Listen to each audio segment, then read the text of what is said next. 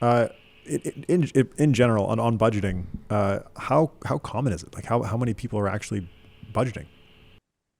So budgeting Hmm. is remarkably common. So in research with Yue Zhang and Nathan Wang Lee and Jennifer Liu, we conduct a survey, a nationally representative survey within the US of about 5,000 people. And we just ask them a bunch of questions about budgeting. And so the first question asks people whether or not they budget. And we intentionally keep the question vague so people can define budgeting however they want. It can be formal or informal. And in this research, we find that about 2/3 of people say that they currently budget. Not all of this is formal budgeting, but about 2/3 of people say that they budget. And I think about 40% of people who are not part of that group say that they have previously budgeted in the past. And one of the things that's interesting about this finding is that people tend to budget across the income and wealth spectrum. So it's not just Hmm. people who are sort of trying to get by who are budgeting. It's people across the board.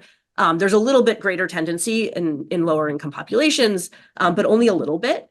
And what we find is that the motivations for budgeting tend to differ a bit as a function of income. So if your budget is tight, if your income is tighter, right, your financial situation needs to be more controlled out of necessity, then you're going to be budgeting to make sure you're not overspending, to make sure that you're not getting into credit card debt or trying to get out of credit card debt.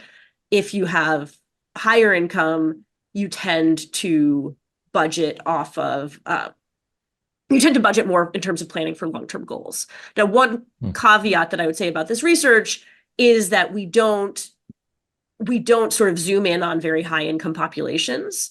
So I believe the highest income bracket is something around $100,000 or 75,000. I can't remember what the highest income bracket is, but we don't sort of zoom in on high net worth, high income people, but sort of within within sort of these most common buckets, we don't see massive variation. How does budgeting affect financial health? So that's a great question. And it's one that I think is actually it's very hard to answer. And so we have a lot of correlational data that's out there. We have a lot of people who say that you should budget in order to help your finances.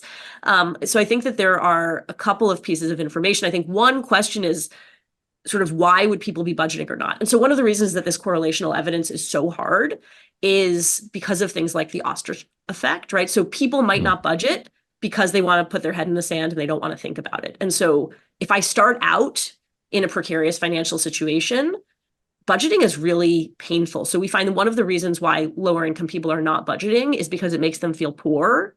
You can think about this as similar to like having Yeah. financial anxiety.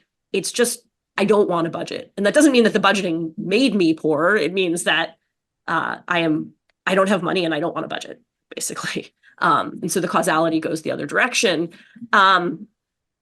We have some data in a newer paper that looks at the effect of income predictability and budgeting, which is still correlational. But here we look at one of the things that we find is that people with less predictable income tend to budget less. And people with less predictable income, there's also a relationship sort of with this overall financial situation. But once you control for the overall level of income, what we find is that people with less predictable budgets with